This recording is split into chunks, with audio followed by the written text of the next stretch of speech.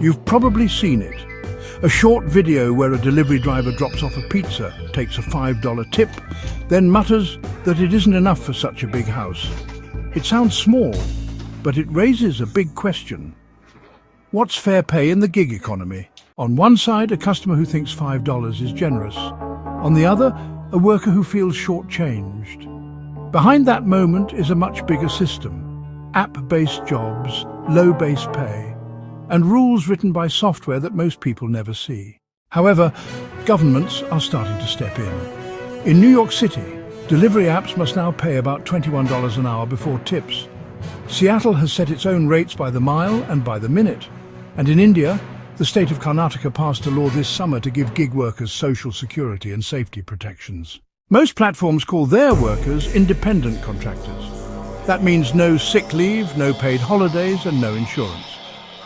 Algorithms decide who gets which job and even who is cut off from the app. And ratings matter. A Yale study found that a few biased reviews can spread through the system, hurting workers' scores and their pay. Workers described the strain in simple terms. Some sleep in cars to save money. Others wait weeks to be paid unless they pay a fee. Women workers say they face harassment and unsafe conditions. For customers, the app feels easy. For workers, every button tap can decide if they make enough to get by. Some changes are locked in. New York's pay floor will rise with inflation. Seattle's new protections are active now. Karnataka is building its new welfare board. Other changes are still uncertain. The UK is debating worker rights. The US has no national law yet. The rules are shifting, but unevenly. So let's go back to that $5 tip.